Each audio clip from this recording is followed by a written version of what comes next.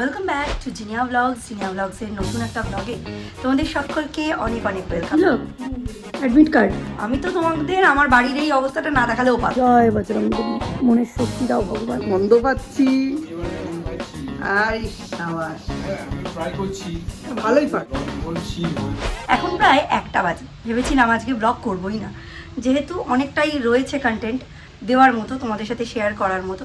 তো আজকে ব্লগটা না করলেও চলতো, কিন্তু ওই যে বললাম মানুষ অভ্যাসের দাস, মানুষকে তো করতেই হবে তার অভ্যাস মতো কাজ। 1টা বাজে এখন আমি আমার ব্লগ স্টার্ট করছি, কিন্তু উঠেছি ঘুম থেকে তখন বাজে 6:30। 6:30টার সময় উঠে আমি আস্তে আস্তে চাবিটি নিয়ে নিচে চলে এসেছি, কারণ কালকে ডাক্তার দেখিয়ে আসার পর আমি ওপরে ওঠার পারমিশন পেয়ে গেছি। তবে বেশিবার না, দিনে ম্যাক্সিমাম 2বার আর মিনিমাম 0 বার আমি ওপরে উঠতে পারি। তো সকাল থেকে উঠে কি কাজ করলাম সেগুলো বলার আগে চলো দেখে নাও দুপুর 1টার সময় আমার বাড়ির কি পরিস্থিতি। 29 and I find myself wondering what did happen to the last 10. I ran away with my life, fast forward, never turn back again. It's kind of funny that the more we pass time, the more we need to set them rewind. And 19 was the year I had to leave you, but now I'm seeing all the signs. দেখলে এই হচ্ছে অবস্থা। একটু আগে আধা ঘন্টা আগে সরস্বতীদি phone করে জানালো সরস্বতীদির বাড়ির ইলেকট্রিকের মিটারে কিছু সমস্যা হয়েছে, সরস্বতীদি আসতে পারছে না। বিকেলবেলা 3:30 4টে নাগাদ সরস্বতীদি আসবে, এসে সমস্ত কাজ করে দেবে। আমায় বললো বাসন ওইখানেই থাক, আমি এসে বাসন বার করে রান্নাঘর মুছে বাসন টাসন মেজে ঘরদোর ঝাড় দিয়ে মুছে দেবো। কামাই আমি করবো না, তোমার শরীর খারাপ। আর জেনে নিল দিদি আছে কিনা, দিদি থাকলে দিদি তো একটু এগিয়ে দেয় কাজটা। আমি বললাম না, আমার ননদ চলে গেছে 7:30টার সময় কালকে। তো দেখো সকালবেলা উঠে আমি কি করেছি, এই দেখো। সকাল উঠে 6:30টার সময় হাতের কাছে যা যা পেয়েছি সব আমি কেচে ধুয়ে ড্রাই করে এখানে মেলে দিয়েছি। আর তারপর ওই মিস্টার বিশ্বাস আর দিদি যে নতুন দড়িটা টাঙালো, সেই নতুন দড়িটাতেও সমস্ত জামা কাপড় মেলে দিয়েছি। এই চাদরটা মেলার জায়গা হচ্ছিল না, এইখানে এই যে ওয়াটার স্ক্র্যাপারটা ছিল, এই স্ক্র্যাপারটা দিয়ে টেনে টেনে টেনে টেনে চাদরটাকে ওইদিকে মেলে দিয়েছি। আর এত রোদের তাপ, এখানেই সব কিছু জামা কাপড় শুকিয়ে গেছে। স্পেশালি চাদরটা তো সিনথেটিকের, ওটাও শুকিয়ে গেছে। একটা মস্ত বড় কাজ করেছি। এই ব্যাগটা আমার খুব প্রিয়, তোমরা আগেও দেখেছো বিভিন্ন ডেলিকার ইউজ আমি ব্যাগটা ইউজ করি। ব্যাগটা না কিরকম একটা হয়ে গিয়েছিল, তো ব্যাগটাকে আজকে আমি খুব সুন্দর করে পরিষ্কার করে এখানে দিয়েছি। ডেলিকার ইউজের জন্য এই ধরনের ব্যাগগুলো আমার বেশ ভালো লাগে। হ্যাঁ, তো এটা ইউজ করার জন্য এখন একদম রেডি। তবে এটাতে পালিশ করাতে হবে, ব্ল্যাক পালিশ করাতে হবে। সপ্তাহ বাড়ির ওপর দিয়ে যা গেল, রান্না খাওয়া ছাড়া তো কোনো কাজ হয়নি, করা পসিবলই ছিল না। দিদি প্রায় দিন 20 এখানে থেকে এই ক্রিটিক্যাল অবস্থাটাকে উতরে দিয়ে গেছে। এখন ধাপে ধাপে বাড়িটাকে একটু ঠিক করতে হবে, সব কিছু বিচ্ছিরি অবস্থায় রয়েছে। তো সেটা করতে একটু সময় লাগবে, কারণ আগে যে স্পিডে কাজটা করতাম সেই স্পিডে তো এখন আমার কাজ করা মানা। হ্যাঁ আমি করতে পারবো, কিন্তু কাজটা করা বারণ। সেটা করে আর দ্বিতীয়বার ওই 1.5-2 লাখ টাকা আমি খরচ করতে রাজি নই। সেই জন্যে একটু আস্তে ধীরে ওঠা বসা, আর ভারী জিনিস তোলা একদমই বারণ, সেটা করছি। সিঁড়িতে ওই 2বারই ওঠার পারমিশন আছে। আর সামনের 6 মাস বা 1 বছর আমার হেভি ওয়ার্কআউট করাটা একেবারেই বারণ। হাঁটতে পারি, যোগা করতে পারি, কিন্তু আর কিছু করা যাবে না, ঠিক আছে? আর সেই যোগাটাও করতে পারবো 3 মাসের পর। এই অবস্থা, এখনও কিচ্ছু গোছানো হয়নি, কারণ আমার জিনিসগুলো বুঝতেই সময় লাগছে অনেক বেশি। দীপ ওপরে এই যে সব তুলে দিয়ে গেছে, এখানে রয়েছে আদা রসুন পেঁয়াজ, এখানে সব কিছু তুলে দিয়ে গেছে হাতের কাছে, যাতে আমায় নিচু হয়ে কোনো কিছু তুলতে না হয়। সেই জন্যেই এই টেবিলটার অ্যাকচুয়ালি এইরকম অবস্থা। দেখো না কি অবস্থা, এখানে সমস্ত ওই খোসা টোসাগুলো রেখেছি। দীপ এখানে স্ন্যাক্সের বক্স আর আটার বাক্স তুলে দিয়ে গেছে। এখানে একটু রাত্রের জন্য চাল ভিজিয়ে রেখেছি। আর এখানে এখনও রান্না হচ্ছে, ভাতটা একবার উদল দিয়ে বন্ধ করেছি, হচ্ছে ডিমের ঝোল। হ্যাঁ, আর সকালে কিছু করবো না, কালকে দিদির করে রেখে যাওয়ার ডাল আছে, আর বাকি সময়টা গুছোতে গাছাতেই লেগে যাবে। দেখো এই ক্যাবিনেটটা আমার কত ভালো ইউজ হবে। তো হাইটে পাচ্ছে না ক্যাবিনেটটা, সেই জন্য দিদি সব কাউন্টার টপ আর টেবিলে নামিয়ে রেখেছে, কারণ খুব চটজলদি আমাকে টাইম মতো খাবার দাবার দিতে হচ্ছিল, রান্না করতে হচ্ছিল। রান্না পরিমাণেও বেশি ছিল, প্রায় 5 জনের মতো রান্না হচ্ছিল, এবেলা ওবেলা মিলিয়ে 10 জনের রান্না বান্না হচ্ছিল। তো সব নামিয়ে নিয়েছিল। আমার কেসটা উল্টো, আমার তো নিচ থেকে তোলা যাবে না, ওপরের দিকের থেকে সব নামাতে হবে, তাই আমায় সব আবার ওপরেই তুলতে হবে। অ্যাকচুয়ালি দিদির নিচে থাকলে সুবিধে জিনিসপত্র, আমার ওপরে থাকলে সুবিধে। মিস্টার বিশ্বাস বলছেন এই 2 মাস আমায় খুব এনার্জি নিয়ে চলতে হবে, আমায় নয় ওনাকে। হ্যাঁ, উনি এসে নাকি রাত্রে রান্নাবান্না করবেন। না, সেটা করতে হবে না, আমি টুকটুক করে সব রান্নাবান্নাই করতে পারবো। হ্যাঁ, কোনো অসুবিধা নেই, কারণ মাটিতে বসে আমাকে কুটনো কোটাটা যাবে না, সেটা আমায় খাটের ওপর একটা প্লাস্টিক বিছিয়ে কাটতে হবে। শুধু ওদের দিয়ে যাওয়ার আগে আমায় এই আদা পেঁয়াজ রসুনের আলুর বক্সগুলো, তারপর সবজির বক্সগুলো বাইরে বের করে উঁচুর দিকে তুলে নিতে হবে, আর রাতের দিকে সুযোগ পেলে একটু আটা মাখিয়ে রাখতে হবে। এই সব ম্যানেজমেন্টেও তো অনেকটা টাইম লাগে, তো ওই সব করতে গিয়ে আজকে অনেক দেরি হয়ে গেছে। একটা থানের বাউন্ডারি করো, তারপর ভেতরে কালার ফিল করো। সৌম্যদের স্কুলে অ্যানুয়ালের ক্লাস 11-এর অ্যানুয়ালের অ্যাডমিট কার্ড দেবে। সৌম্য আগের দিন চেয়েছিল, যেদিন ওদের এএসএল হলো আর প্র্যাকটিক্যাল হলো চেয়েছিল, দেয়নি। আর আজকে ওকে আলাদা করে টাকা খরচ করে যেতে হলো শুধুমাত্র অ্যাডমিট আনার জন্য। আর এনাকে আজকে স্যাটারডে হওয়া সত্ত্বেও আমি ড্রয়িং ক্লাসে পাঠাতে ভুলে গেছি, কারণ অভ্যেসটা চলে গেছে। তার উপর স্যাটারডে হলে কি হবে, সৌম্যর তো আকাশ নেই এপ্রিল অবধি, ওই কারণে না আমি আরও ভুলে যাচ্ছি। এবার একটা অ্যালার্ম দিয়ে রাখবো, ওই হোমওয়ার্কটা করিয়ে একটু প্র্যাকটিসে বসিয়ে নিলাম। এটা ঢুকিয়ে রাখি, ছোলাটাও ঢুকিয়ে রাখি। ডিম বীজটা একটু বাইরে বের করেছিলাম, ভেবেছিলাম করব। জিনিসগুলো বাস্কেটে রেখে দিলে জিপ তুলে ঢুকিয়ে দেবে। মানুষ পরনির্ভরশীলতা পছন্দ করে না, আর না এসব ওটি ফটি হওয়া উচিত না। আজকে এই বেগুনটা ভাজবো, ভালো লাগছে না জানো তো, বটিতে কাটতে পারছি না। বিউলির ডাল ভিজিয়েছি, 2 দিন পরে এটা দিয়ে বড়ি দেবো, 2 দিন পরে। প্রত্যেকটা কাইট যেন দেখতে সুন্দর হয়। আমি অনেক পরে দরজা খুলব।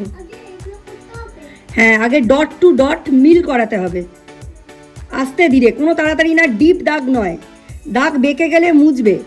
আমি তো তোমাদের আমার বাড়ির এই অবস্থাটা না দেখালেও পারতাম, আজকের দিনে ব্লগ না করলেও চলতো, আমার 2 দিনের কন্টেন্ট রেডি, 2 দিন না 3 দিনের কন্টেন্ট রেডি আছে। কিন্তু আমার যেন মনে হলো এই জিনিসটাও তোমাদের দেখা দরকার, জানা দরকার, যে আমার এরম পরিস্থিতিতেও এবং ইউটিউব থেকে মনিটাইজেশন না পাওয়া সত্ত্বেও, টাকা না পাওয়া সত্ত্বেও আমি কিন্তু ব্লগিংটা ছাড়িনি, আমি কিন্তু করে যাচ্ছি, লড়ে যাচ্ছি। এটা হচ্ছে লড়ে যাওয়া। তুমি এটা করবে না, বন্ধ করে দেবে, কি হবে, বসে থাকবে? তোমার জায়গা নেওয়ার জন্য আরও লাখ লাখ লোক প্রতিদিন তৈরি হচ্ছে, যারা ব্লগিংটাকে অ্যাজ এ প্রফেশন বেছে নিচ্ছে। এটা তোমার শখের জিনিস, ভালোবাসার জিনিস, ইনকাম হোক বা না হোক, শখটা শখের জায়গাতেই রাখো। আর যদি শুধুমাত্র টাকার জন্য আসতাম, তাহলে 3 বছর ব্লগিং টানতে পারতাম না, যেখানে 3 বছরে সাবস্ক্রাইবার 3Kও হয় না, টানতে পারতাম না।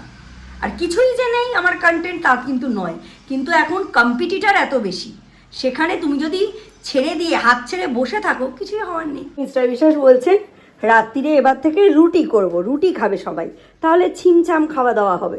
আমি তো বুঝতে পেরেছি কেন, সূর্য যা ভাত ছড়ায়, মানুষটা রুটির পর্যায়ে চলে গেছে। এদিকে নিজে তো দুপুরবেলা রুটি খায়, তাহলে সেই দুপুরবেলা রুটি খাওয়া মানুষটাকে আমি কি হিসাবে আবার রাতে রুটি দিই বলো তো?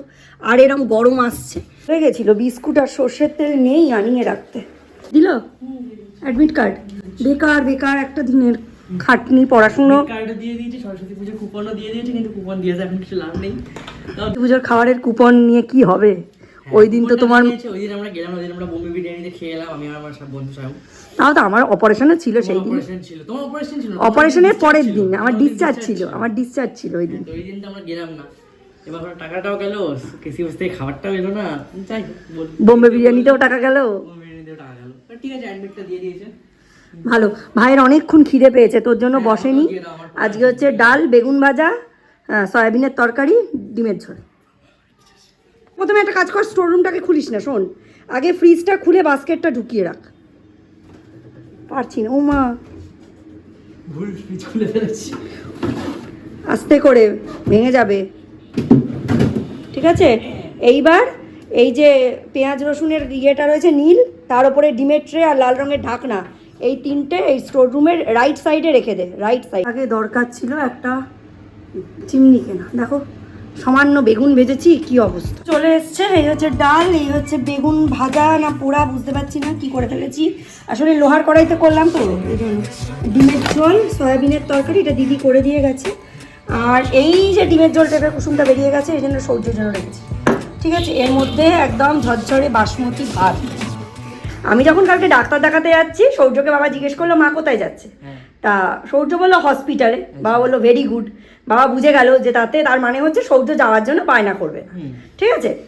এবার ফিরে এসে তুই তো দরজা খুলে দিয়ে ভেতরে ঢুকে গেলি, সৌর্য বলছে মা কোথায়, তো বাবা বলছে যে মা পিছনে আসছে। আমি একটু টায়ার্ড হয়ে গেছিলাম, আস্তে আস্তে আসছিলাম। বলছে ও আজকেই চলে এলো আর রোজ রোজ সহ্য তুমি গেম খেলবে বলে এরকম বলেছো? তাই বলেছো? না আমরা বুঝে তুমি গেছি। কি ভেবেছিলে মা যখনই হসপিটালে যাবে 4-5 দিন থেকে তারপর আসবে, তাই তো? তুই ভাব ও মানে ভেবেছে মা ভেবেছে হসপিটালে যাবে আবার সেই 4-5 আবার দিন কাটবে 4-5 দিন কোনো game পড়া নেই, আলাদা মতলব আছে। দীপ বাড়িতে ফিরেছে একেবারে হাহা করা খিদে নিয়ে। ম্যাগি খেয়ে গেছে তো, কতক্ষণ আর পেটে থাকে? একটা বড় মানুষের পেটে কি থাকে? চলো 2টো বাজে, ওদের খেতে দিয়ে দিয়েছি, এবার আমিও বসবো। তালা টালা দেওয়া কমপ্লিট, জামা কাপড়গুলো পরে তুলবো, থাক এখন বাড়ির মধ্যেই তো আছে। ওকে পড়াতে পড়াতে এক গাদা জামা কাপড় এখানে ভাঁজ করলাম। কুক তুই লেখ, আমি ওই ঘরটা থেকে একটু জামা কাপড় ভাঁজ করে আসি। এসে যদি দেখি, টাটা বাই বাই নয়, এসে যদি দেখি লেখা হয়নি, আমার থেকে খারাপ কিন্তু আর কেউ হবে না। দিদি বিকেলবেলা এসে সমস্ত বাসন মেজে ঘর ঝাঁট দিয়ে মুছে দিয়ে গেছে। বাড়িতে ওয়্যারিং হচ্ছিল, আর এই হচ্ছে এই ঘরটার অবস্থা। জয় বজরংবলী, মনের শক্তি দাও ভগবান। জয় বজরংবলী, মনের শক্তি দাও ভগবান। জয় বজরংবলী, মনের শক্তি দাও ভগবান। জয় বজরংবলী, মনের শক্তি দাও ভগবান। জীবন গেঞ্জি জাঙ্গিয়া ভাঁজ করতে করতেই কেটে গেল। এইটুকু একটা 4.5 বছরের গেঁড়ি, তার নাকি 12খানা জাঙ্গিয়া। আমি বলেছিলাম যে 1 মাসের জন্য একটা রান্নার লোক রেখে দিই। না না, অফিস থেকে এসে দেখছি টুক টুক টুক টুক করে কাজ করেই চলেছে। আরে না শোনো, আমি বলেছিলাম যে 1 মাসের জন্য অ্যাটলিস্ট একটা রান্নার লোক রাখলে লোকটা অনেক বোঝে না। আর এইসব ধরুন আরে এটা খুলে দেখছি এইটুকুনি 50-100 গ্রাম মতো ধনে ভেতরে পড়ে রয়েছে। দিদি তো আর জানে না, দিদি তো ক্রাইসিস সিচুয়েশনটাকে সামাল দিয়ে দিয়েছে। কিন্তু এই 100 ধনের দাম কত? এই 100 ধনে একটু কাঠখোলায় না, বেচে, যেহেতু আমি বলেছি ওর জন্য অনেক খরচা হয়ে গেছে, খরচা তো হবেই। ও সেই জন্য বলছে রান্নার লোক রাখতে হবে না। আরে এখন এই গোলমরিচটাকে গরম করবো, আর ধনেটাকে গরম করবো, আমাদের এখন কি করে করতে চাস? ভাজবো। কিন্তু সব করো না এত কিছু। আমি তো দাঁড়িয়ে কাজ করছি, এরপর তোমাকে বলবো তুমি বেগুন ভাজবে, ভাত করবে, ডাল করবে। তোমার ডাল সেদ্ধ মানে সেদ্ধ করে খেতে চাটা তো করে নি, চাটা আমি করে দিচ্ছি, চা বসিয়ে সব দিয়েছি। কাজই করছে টুকটুক করে, সারাদিন একা হাতে না না সংসার। না, এটা করতেই হবে, এটা বললে হবে না। আমি ভারী জিনিস তো তুলছি না, এটা করতেই হবে, এটা না করলে চলে। কি করছো? ডাল রান্না করছি। একদিকে আবার ভাত বসিয়েছে, একদিকে ডাল ফোড়নে দিচ্ছে, সেদ্ধ করলো। ছোট্ট সংসারে ছোট্ট ছোট্ট রান্না সবাই মিলে করলেই হয়ে যাবে।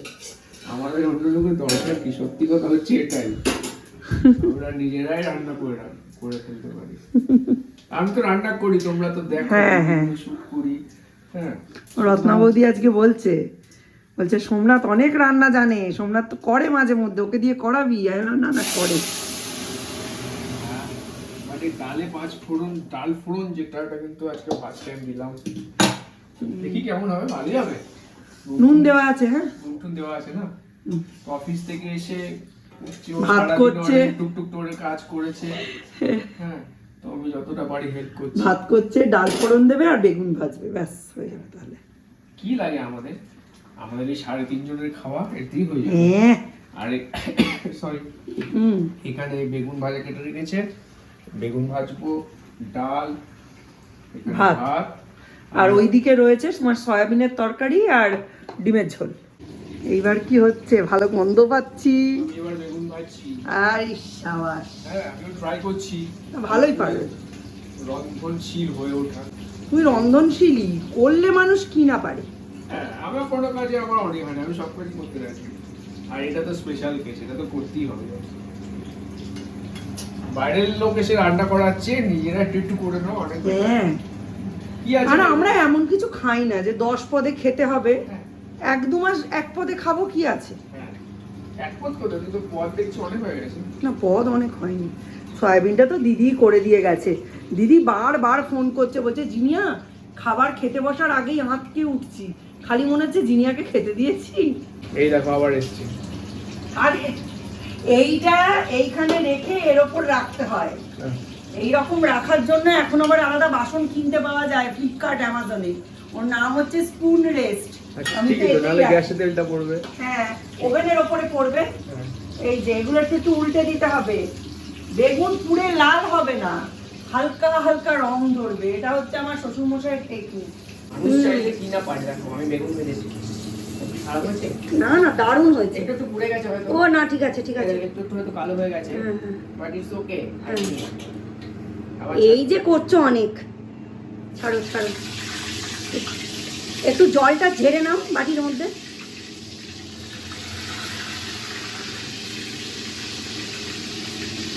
দিয়ে দাও অনেকটাই আসছে। করছি, এরপর তোমাকে বলবো তুমি বেগুন ভাজবে, ভাত করবে, ডাল করবে। আমার ডাল সেদ্ধ মানে সেদ্ধ করে চাটা তো করে নি, চাটা আমি করে দিচ্ছি। সব কাজই করছে টুকটুক করে, সারাদিন একা হাতে সংসার।